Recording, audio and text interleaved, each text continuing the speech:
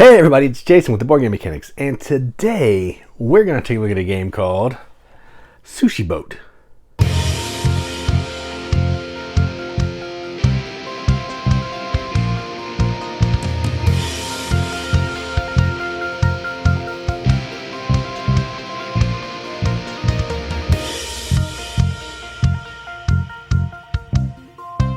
Sushi Boat is a game published by Japanime Games, designed by, and I'm going to say these names incorrectly, I do apologize, Dario Massorente and Francesco Testini.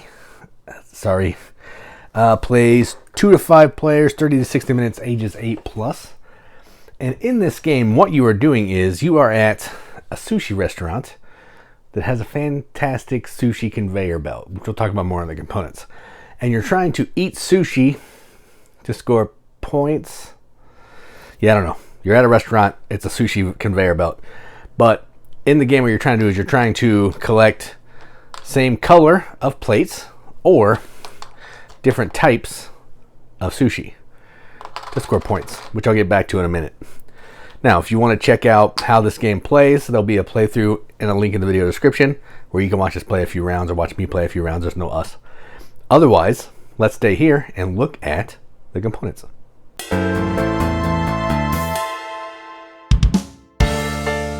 Alright, so the components of this game are probably the best part. Now, let's start with the big, awesome piece. This is the wooden conveyor belt that you're going to be playing on. Now, this is really nice, but it does have a functional purpose. So, you see this green arrow here. When you're loading this thing up, you're going to use the green arrow and you're going to push. It's going to push the other sushi till eventually goes all the way around and stuff ends up coming off, and if it hits the trash can, then it goes in the trash. That's kind of the gist of this game, but it looks like it's just all gimmick, but it works really well. And even the stuff that's under this, there'll be 2 of them that are under this, will be used for gameplay. Well, see, there's still one under there. And that's another element of this awesome board that's used for gameplay. So this is fantastic. It's nice wood. It's like 3 layers instead of 2, which is pretty fantastic. Awesome art.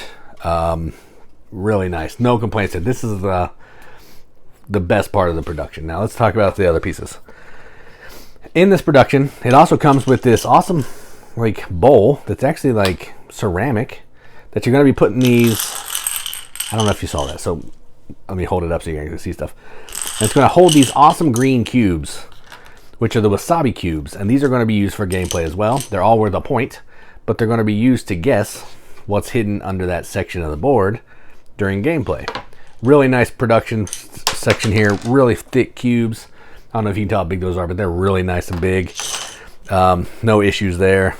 The player boards are fine, kind of generic, but this is used for gameplay for the Wasabi. It tells you about scoring down here and your player color. That's cool. This also came, this is a plastic coin tray that keeps all the coins in it, which is really nice as well. The tiles for the staff are really nice quality. They're pretty thick. There's like 8 of these, I think, and you're playing with 5 each game, which is pretty cool.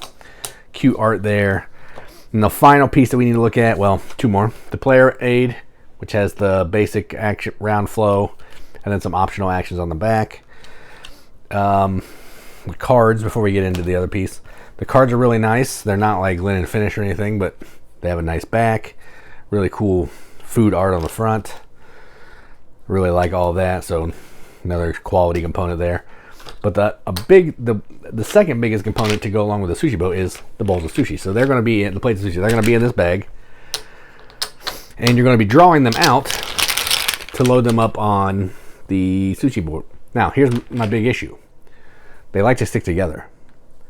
These pieces are really nice. They have sushi that's kind of puffed up a little bit, some awesome edges, so they can stack really nice. But because they stack really nicely, they're also hard to break apart in the bag because they have a natural inclination of wanting to stick together. So while these are cool and really functional for gameplay, mixing them around in the bag is a little tricky, so I don't love that.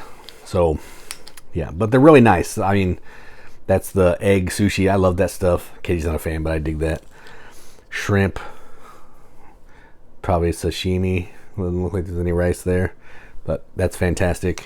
So the components in this game are pretty nice. The box has a really nice tray that holds everything. I'm not going to get it because I have some stuff just laying in it, but the box is really nice, holds everything very well, and I have no issues at all with the production of this game.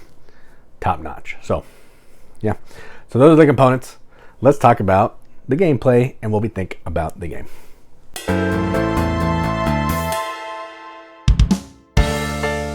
Okay, so if you watch the video playthrough that's in the video description down at the bottom, you can see what this game is. This is a set collection game. You're going to be moving your little pawn, which I forgot to show you in the components, which is not that great. It's just a pawn. Moving that onto the board and then doing some kind of action. Maybe you'll use the staff member. Maybe you will buy the side dish card that flipped up this time. Or maybe you'll just collect some money. I don't know how you're going to a restaurant and collect money. I don't know. And then you're going to eat the sushi that you're sitting at. That's the game. You're flipping a card, you're going to a space, maybe doing an action, eating sushi, trying to collect, if I end the game with these 4 yellows, that's 3 points. That's not nothing. 3 points is a big chunk of change in this game. Because the scoreboard only goes to 30, which I didn't show you, but again, nothing that great. It only goes to 30. So getting 4 points is huge. So yeah, the gameplay is fun. There also comes with this menu thing. I played it, the first time I played with the menus. There's just basically have 5 yellow plates or have more of this sushi than everybody else. Whatever. That's kind of the gist of it. I don't really love it. It seems like it's going to be this cool thing where it gives you another thing to think of, but really you're spending a lot of time focusing on that for maybe 8 points and you're neglecting other things. Where if I would just eat sushi, collect cards that give me points, focus on wasabi, I could be rolling in the points, but instead I spent half the game trying to get 5 points when I could have gotten 12 points through the game, not worrying about that stupid card. So it's fine. I know some people that like it. I should like it because it adds more to this game, but I think it just feels convoluted and tacked on. I think what this game is, with going to the space, taking an action, eating some sushi, is what this game needs to be. It's simple. It's family weight. Anybody can play this game. If you like sushi, even better. If not, it's a set collection game with a really interesting theme. So yeah, this game is really good. After the second play, first play I was not a fan because I used that stupid menus, but once I got rid of the menus and I realized how streamlined and simple this game is, I'm a fan. So I'm going to give this a BGM Accept the Seal. This is going to get a 7 out of 10 on BGG, which is a 3.5 out of 5 wrenches on our arbitrary wrench scale. That means absolutely nothing, but we like to give it the games that we enjoy, and that is what I'm going to do. So that is Sushi Boat from Japan Made Games. I'm Jason with the Board Game Mechanics, and as always, keep gaming.